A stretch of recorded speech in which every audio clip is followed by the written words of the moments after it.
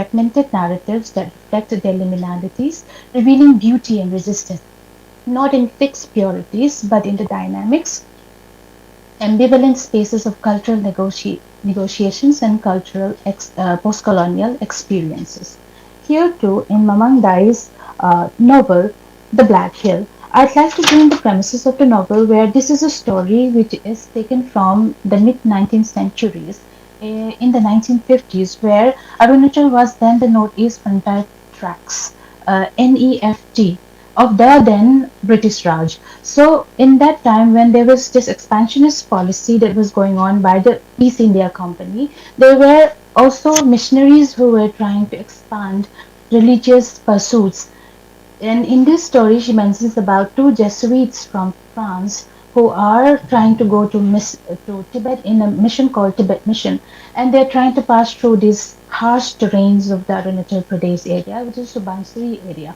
So in this his, she tries to bring out the history behind this within Dai frames the story in a story within a story where the story has a background of history, but the local narrative, the storytelling, the indigenous story is framed within the historical fiction. So when the story happens, I'd like to take a portion of the chapter called 1853, where she brings us right into setting. In the story, there is a love story between Gaimur and Khajinsa. Gaimur and Khajinsa are actually tribal characters who are the main protagonists in the story. So as the story goes, the two French missionaries, they come and then they try to spread the word of God, but at the same time they were, as per the historical records, they were murdered in the process. Murdered by a savage tribal is what the record says. But here in Dai's story, she's going to tell from the story of the Adi's worldview, or from the worldview of the tribal, the indigenous culture. So in here, Khajinsa is presupposedly reimagined as the hero, the protagonist, who is telling his perspective, his defense of why he had to do that action or what was behind the story, because it's murky at the end of at the end of the day, and at the same time, the story is reimagined in such a way that it brings about the resistance through the storytelling and bringing in the idea of the stories from the indigenous point of view. So in the chapter, I'd like to read a few lines which says, where Kaimur, Kaimur is an Adi woman who is in love with Khajinsa, but Khajinsa had to flee because then he is trying to defend the territories from all these invaders, the missionaries as well as the British expansionists were trying to move in within this land. And all these tribal communities are trying to stop people from coming inside, because when they move in, things change. And this is how, in their worldview, they treat it as the moving in of the evil spirits. While the outside culture sees them as savage, they also have a worldview which says that they see the movers, the intruders, as carried by the spirits who are the evil spirits. So, in this, there is a line that says, "She prepared to set out. There was nothing she wanted to take with her. Her pathetic belongings were not worth carrying. Her knife was securely tied around her waist, and whatever she needed, she would get from the land. She wrapped the baby in her old green gale and stepped out. A blast of wind almost forced her back into the house. She bent her head and walked on, feeling the wind whistling in her ears. A figure stepped out in front of her." So, in these very few lines of the opening of the chapter, we can see that the weapon which is used is a knife that she carried with her. And what she needed, she says she gets it from the land. So the resource is the land. So these are people who live in the land, who are already aware of where they're living. They have their resources, they know their land, they know their environment very well. And then the Dai uses the word gale, which is a traditional word for a cloth that is used to wrap a child, an infant, in the culture. So it's a traditional wardrobe which Dai introduces to bring in the notion of the local, the indigenous. So in there she goes, and then in this she tries to defend herself, and she tries to move away from dangerous territories to get into. So in this explanation, there are also, meaning to say, I would like to bring into emphasis that here is a mention of the landscape, where the landscape is not just a usual landscape, but there is wind, there is thick mist, there is river, there is peaceful snow peaks, mention of afternoon sunlight, rows of hills, deep gorge. All this will come into the telling of the story, which would tell about the kind of landscape in which this terrain is built. Now, the two priests who come into this territory, they're not aware of it. Later on, you come to know that they will encounter all of this. They come with a good mission of trying to spread the religion, but at the end of the day, they'll also be facing all these hardships, and then would come to know that in trying to deliver, in trying to change the faith of these people, they'll come to know that they are not people who need to change faith, because in the chapter there is a mention of the Donye Polo, which is the Adi worship system. The worldview of the Adi worldview has a way of understanding the world, understanding their own system of running, their own system of organizing their life through the worldview of the Donye Polo. So the understanding is that they do not need to be changed, they do not need a faith renewal. They have their way of understanding the worldview through the Donye Polo. So in understanding what is life and death, they follow what the Donye Polo says. There is a verse that says that at the Dai says that at the end of the day, it is love that matters, and that memory gives life, and life never ends. So, in the mention of the memory, she also means to say that she wants to bring in the worldview of the people of the tribes who are there in this place, and that they tell their own stories, so that they tell about life and death, and they tell about how life goes on. So, in trying to move away from the dangers that she faces from these invaders and tribes, she has a child which she has with Kajinsa. So Kajinsa is a Mismi tribe man, and Adi tribe woman is Gaimur. So Gaimur and Kajinsa, they have a kid, and Kajinsa has to flee because then he's chased after by the Britishers, or the expansionist people who are sponsoring the Britishers.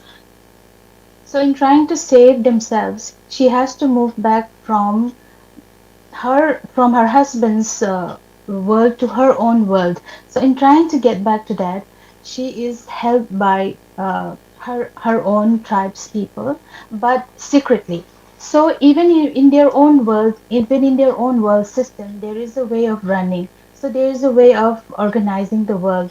Before they moved in, there is a way of there is an arrangement in which they live in peace, or how they want to rule the land. So in trying to move from this place to that place, she has to maneuver the kinds of dangers that she has to face in. And in that, they also are trying to maneuver and put the outsiders, the Mikluns, the people who are coming from outside, at bay. So the landscape, and in the whole process, there is an exploration of emotions, where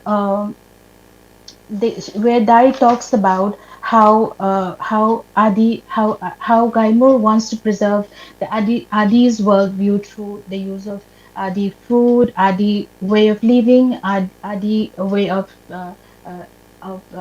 gaining independence, or working through what a person is going through, like the emotions that a person is going through, maybe life, or maybe that when her child dies when her child dies, she was heartbroken, but she comes into encounter with Father Creek, and Father Creek also comes into encounter with her and the Adi people, and then through medicine and music, Father Creek is able to gain the faith of the people. But then when he talks about religion, it's just not the religion that they are inspired, or they are impressed. So because then they all have a Donyu Polio worship, and there is a spirit world in which they believe in a good spirit and bad spirit, and that is how their whole world view is shaped. And it is then that the meeting of the two cultures, where Father Crick and Gaimur and Lemden's meeting, that they come to know that it is not through the faith, or through trying to convert them, that he is able to gain faith in them, but it is through humanity, through help, and through putting trust, and trying to gain friendship through humane ways. So that is how I think elaborately Dai tries to bring in the story of um, the death of the priest, where the story of the death of the priest is reimagined not as a religious tragedy, but in the in between space, aesthetically as the political consequence of the collision of two cultures, based on one which is based on expansion and the other which is based on sacred preservation of the Black Hills symbolically, to tell, enjoy, and reclaim history through the story or through the storytelling. So, in this paper, I'd like to put it this way that the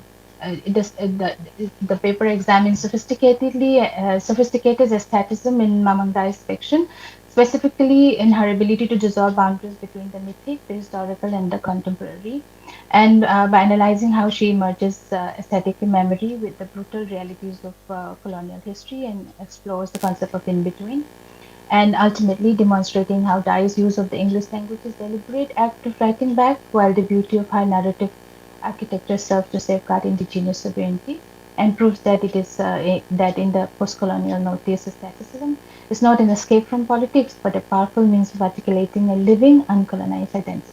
Thank you.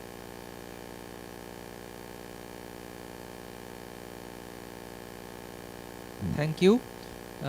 This was a very insightful paper wherein the researcher Gracie uh, please do not mind my hesitation a bit because I wanted to pronounce your surname correctly. You have talked about how um, Mamang Dai resists the linearity of Western historiographic representation and how she uses English as a tool of writing back. So this indeed forms an aesthetic of resistance, and I thank you for this insightful addition to our discussion. Um, I would ask the other presenters who are present here if you do have any question or if you have some thought which you could think of putting on the table for discussion regarding this. Or we could also do something like this, that after all the four presentation I could leave the floor open for discussions for a few minutes right at the end. So maybe we are going to do that. Now we'll move on to the next presenter, Mr. Fardun Ali Midda, whose title also is a very interesting one. He will spoke on Ghazal, right, and Avigyana Gupta, and Neurorasa and Eco-Aesthetic in Bengali Muslim Architecture. Mr. Midda is an independent scholar associated with the Department of English, Belda College Autonomous under the University of Calcutta. The floor is now yours, Mr. Midda. You are beginning at 3:14. Around 3:26, I'll give you a tap, and you should be able to wrap up by 3:30, 3:29, 3:30. Okay, the floor is yours now. Okay, sir. Thank you. Good afternoon, distinguished colleagues and scholars. Today I present a theoretical inquiry into the Bengali Muslim architecture of the Sultanate and early Mughal periods. And my thesis is entitled as, it's actually Ghazali, Abu Hamid al-Ghazali, the great Middle Eastern philosopher, Ghazali and Abhinavagupta, Neurorasa and Eco-Aesthetics in Bengali Muslim Architecture. My thesis contends that these structures are not merely functional religious spaces but are three-dimensional treatises that meditate between spiritual aspiration and environmental reality. To interrogate this, I propose a dual axial framework: the intersection of Abu Hamid al-Ghazali's Islamic aesthetic psychology and Abhinavagupta's theory of rasa and ananda. This confluence gives rise to what I term neurorasa. In short, is defined as the cognitive, sensory, and spiritual resonance elicited by built space, where architecture operates as a neurophenomenological tool for ethical and spiritual cultivation. To understand the conceptual foundation of this architecture, we must first look at Ghazali's hierarchy of beauty. For Ghazali, beauty is an ontological category. It is the perceptible manifestation of divine excellence. What we call in Arabic is al-ihsan. In his Ihya Ulum ad-Din, his magnum opus, he distinguishes between the sensory apprehension of beauty and the intellectual perception of internal qualities.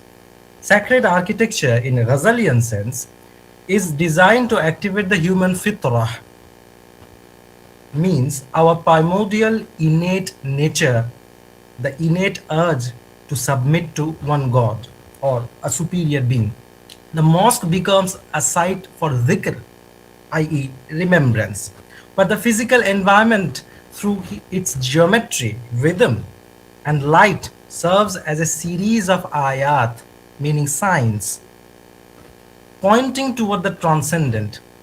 The architectural program thus aims at the purification of the qalb, meaning heart, moving the spectator from mere sensory pleasure toward an intellectualized appreciation of divine Jamal, the Arabic for beauty.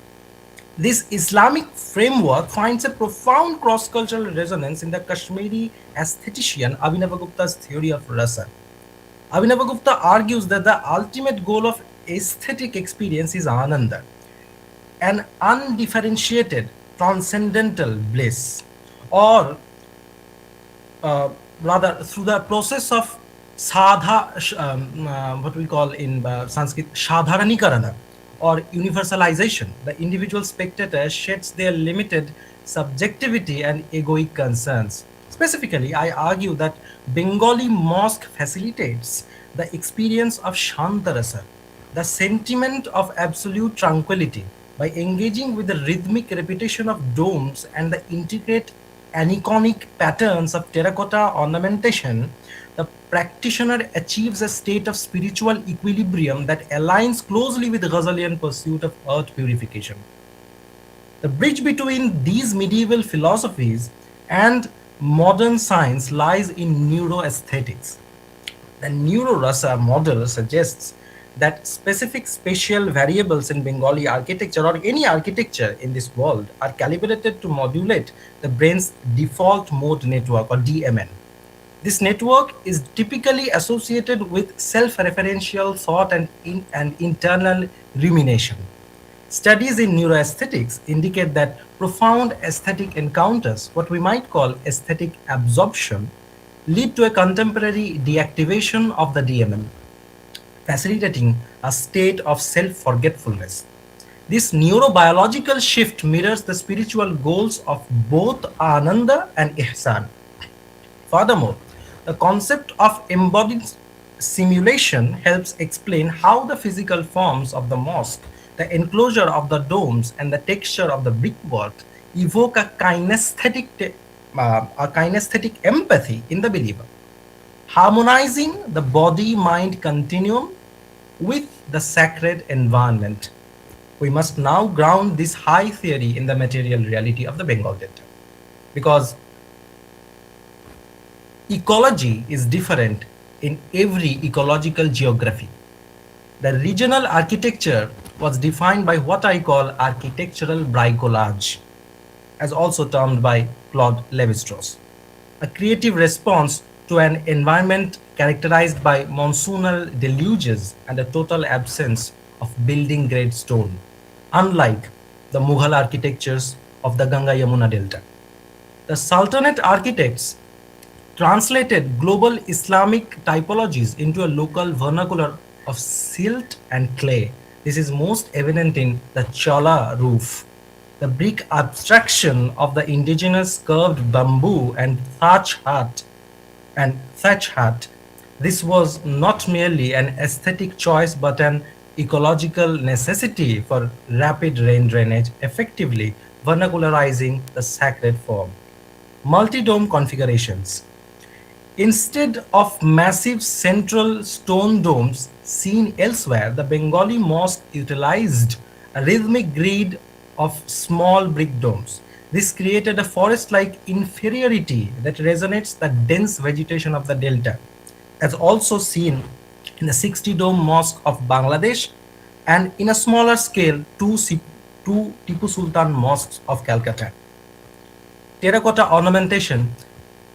Craft traditions were repurposed to create aniconic, floral and geometric visual dhikr, what we call in Persian makarna, integrating the local artisanal memory into the Islamic theological framework. In conclusion, the architecture of Sultanate Bengal represents a historical precedent for what we might today call sustainable or context aware design. It is an architecture that does not impose itself upon the landscape but emerges from it. The mosques resemble the Ratna temples of Bengal. By aligning the metaphysical insights of Ghazali and Abhinavagupta with the empirical realities of the Delta, these builders created spaces that functioned as neural catalysts for spiritual transformation. A Bengali mosque stands as a testament to the fact that the pursuit of the infinite is most effective when it is rooted in the specificities of the local and the ecological. This synthesis of faith, brain, and environment offers us a profound model for understanding built space as a vehicle for holistic human flourishing. Thank you.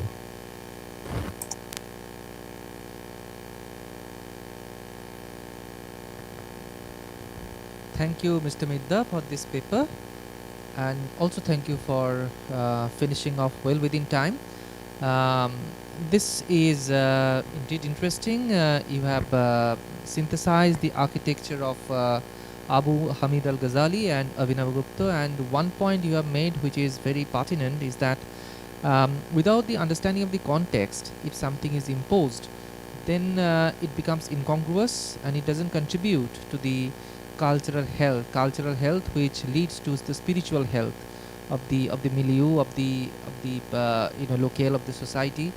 So you have very pertinently pointed out how the Sultanate architecture did not do that. They did not impose. They became one by having awareness of the context in which the architecture was coming up.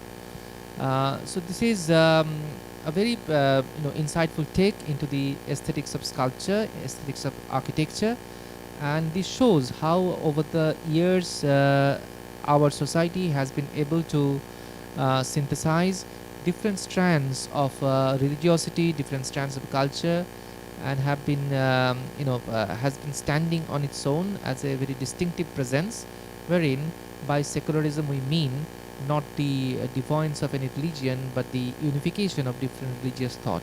Thank you for the paper, Mr. Minta. The next and the final speaker for this session is Mr. Devashish Shao, who is a state-aided college teacher in Sukumar Sengupta Mahavidyalaya, and the title of his paper is Beauty in the Brutal: Comparative Perspectives on the Grotesque in the Silence of the Lambs and Perfume. Two films he will be speaking on, and I invite Mr. Shao to present his paper. You are beginning at 3:24. So at 3:36 I'll give you a tap, and you should be able to conclude by 3:39, 3:40.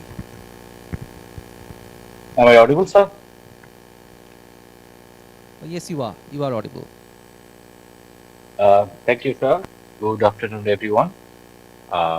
My fellow presenters and sir and everybody who is listening to me. Uh, Today, I want to talk about something deeply unsettling, yet very, very fascinating.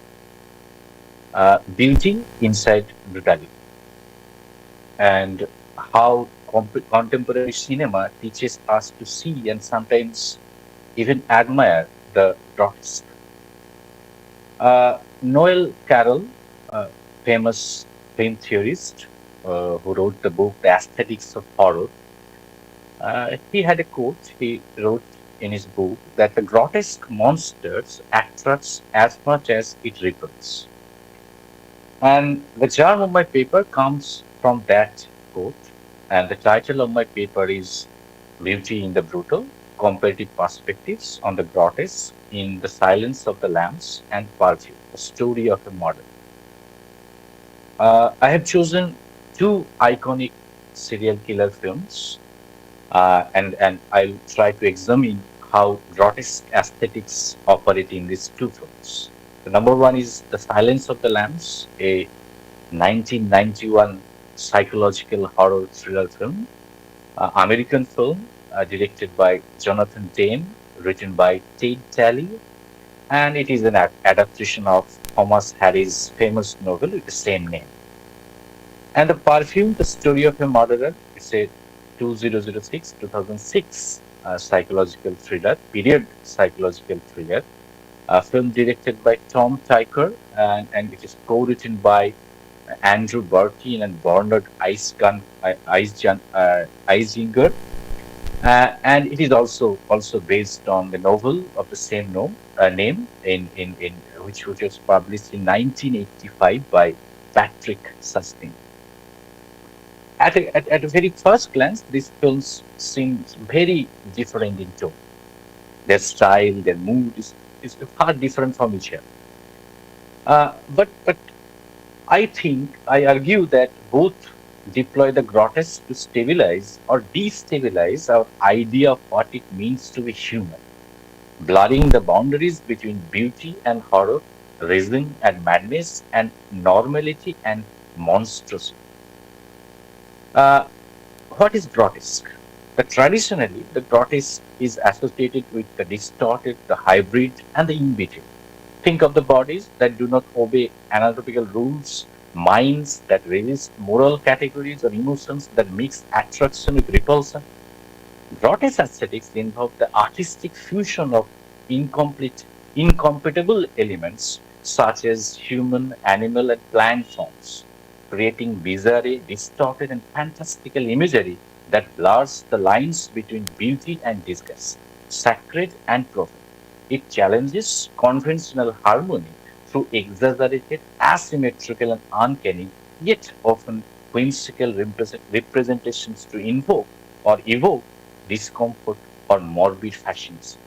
Scholars like Mikhail Bakhtin associated the grotesque with liminality, that exist between fixed identities. In modern cinema, however, the grotesque is no longer limited to visual deformity. It becomes psychological, sensory, and ethical. These have stabilized moral certainty. They aestheticize violence, turning monsters into objects of fascination, and they expose the fragility of the civilized human subject. From this perspective, serial killer films are not simply horror entertainment. They are philosophical laboratories where humanity is tested under extreme conditions. My central argument of this paper is very simple. Both films use grotesque aesthetics not to shock us into fear, but to seduce us into moral discomfort. They do this differently, almost oppositely, but reach a similar philosophical destination. Let us just begin with Silence of the Lambs. Uh, Scene one, the first meeting between Clarice Starling and Hannibal Lecter. Lecter stands perfectly still behind the glass wall, upright, controlled, almost elegant. There is no physical distortion, no gore. Yet, the scene is profoundly grotesque. Why? Because the grotesque here lies in reverse. The imprisoned man controls the conversation. The educated killer dominates the trained agent. Here, the civility masks the predation. Lecter's intense, unblinking gaze turns the human face itself into a grotesque object. The body is calm, the mind is invasive. Horror emerges not from violence, but from intimacy without consent. Think about the autopsy scene, the crucial moment in the film where the autopsy of the murdered woman is happening. The camera lingers on the open body, but without the sensational music or dramatic emphasis, the silence. The grotesque is to see done. Flesh become evidence. The human body becomes an object of knowledge. The scene exposes a key grotesque paradox. To restore social order, the body must be violated again. Science mirrors the violence as it investigates. The grotesque here reveals the fragility of human dignity under institutional rationality.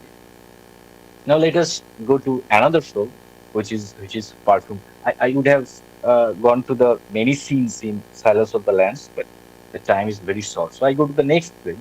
That is the first film, the story of a murderer. Uh, uh, if the Silence of the Lambs is restrained, perfume is excessive. It's the film of textures, colors, fluids, smells, and sensuous overload. Violence is not hidden, it is aestheticized. The grotesque here works to the senses.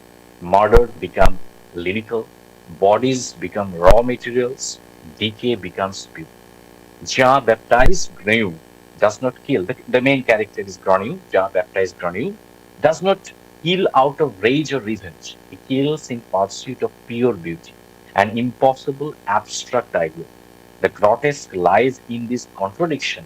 The most beautiful fragrance is created through the destruction of innocent bodies. The film forces us into an ethical trap. We are repelled by Grenouille's actions, yet mesmerized by the visual poetry surrounding them. Beauty and brutality become indistinguishable. For example, the birth scene of Grenouille, the opening scene actually, there is the opening scene of the movie. The Grenouille's birth amid rotting fish and silk. It's a textbook grotesque moment. Life emerges from decay, beauty begins in abjection. The human body is born not as sacred, but as waste. This scene establishes a grotesque worldview where smell replaces sight as the dominant sense, disgust and vitality coexist. Here, the grotesque is ontological. It defines existence itself. For example, the Plum Girl scene, the first murder done by Groening. The Groening's first murder is especially disturbing because it is filmed as sensory poetry. The girl's body is bathed in warm light. Her saint is visualized through slow motion and soft textures. Violent is silent, almost tender. Here, the grotesque works through aesthetic contradiction.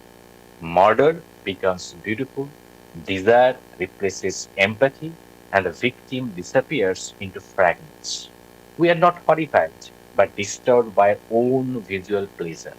Even the final execution scene pushes grotesque aesthetics to an extreme. The crowd, intoxicated by Granul's perfume, descends into mass orgy. Moral order collapses completely. Individual bodies dissolve into collective desire. The grotesque here is social and ethical. Civilization is exposed as fragile performance. Beauty becomes its weapon. Morality evaporates under sensory excess. Vivian Sobchak, in his book The Skin of the Film, says, quote, cinema is an experience of the body, not just an eye. Why this quote fits both the films. Uh, Despite these stylistic oppositions, both films create what I call in-between figures. These killers are not fully human, but not entirely monstrous either. Even there is another character in the Silence of the Lamb, Buffalo Bill. But Hannibal Lecter is more powerful as an aesthetic character because Buffalo Bill is more monstrous. So I chose not the character of Buffalo Bill, but the Hannibal Lecter, who is more aesthetic. Despite the stylish story, the both films create variety.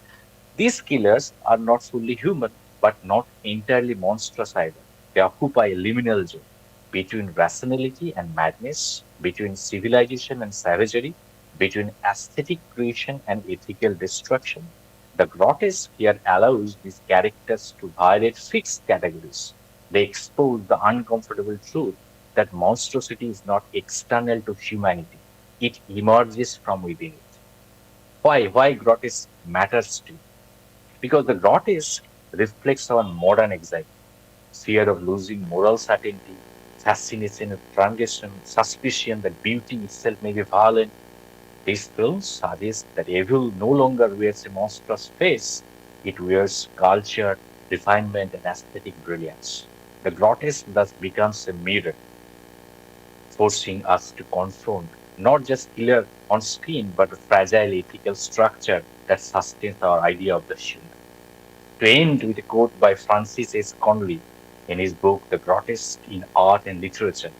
The grotesque thrives on contradiction, beauty and disgust, laughter and terror, attraction and repulsion.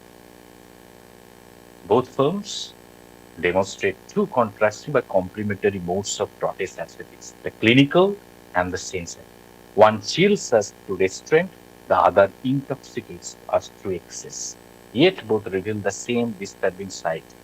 Beauty and brutality are not opposites. They are disturbingly close. In turning violence into aesthetic experience, these two films compel us to rethink the boundaries of humanity, morality, and cinematic pleasure itself. Thank you very much.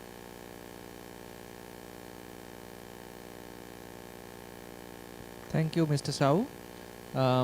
You have pointed out how beauty and brutality at times seem closer than what we understand them to be usually as very distant from each other. These two films you have discussed, they represent, um, or rather, they show horror in two very contrasting representative style. One by restraint, the other by expression. Um, with Mr. Shao's paper, the paper presentation comes to an end, and as I mentioned, if there is anyone amongst you who would like to ask your fellow presenters a question, then this is the right time to ask. Um, if you have any question, please raise your hand, or you can directly speak into the microphone. Can I ask a question from Fardun, please? Whom? Mr. Fardun, Mr. if I Fardun Ali. Mr. pronounce it. Fardun Ali Midda, are you Yes. there? Okay. Yes. Uh, this is a question or an observation. I think you have talked about the mosque and the architecture around the Islamic structures and religion. I don't know I'm right or wrong, but there is a concept you have mentioned that the Santa Rasa, or what we call in Islamic studies the Sukun concept, the Suku or the Santa Bhava. If a non-religious person, a secular person, or a Hindu go to a mosque, can he or she find the same suku that a Muslim finds in a mosque? Um, that's a bit complicated question, though a good one. I would like to answer it with a story that is narrated in Sahih al Muslim. Uh, Once upon a time, Angel Gabriel met Prophet Muhammad, and then he started asking several questions regarding religion. At a point, Gabriel asked Prophet Muhammad, "What is ihsan?" The term is in my paper and I have uh, explained it in detail. Then the Prophet replied, "Ihsan is as if you are worshipping God while He sees you and you see Him." We can come to a conclusion through this uh, definition of ihsan that ihsan is nothing but the realization of the relation between the Atman and the Brahman.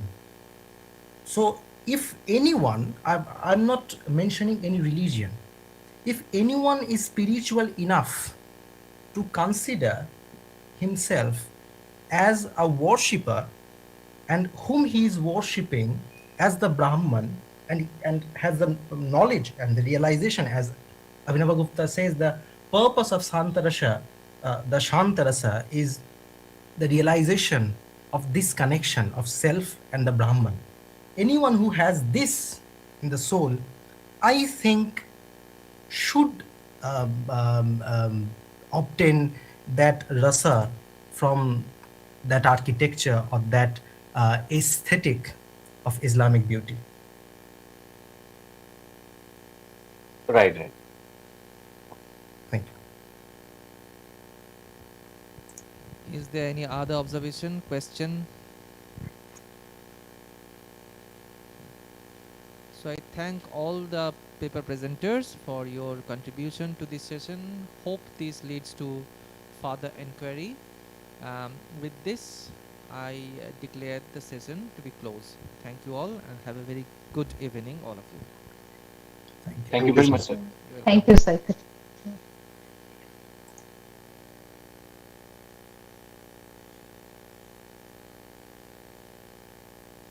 Moving on. এটা তুমি একটু নিয়ে যাও তাহলে।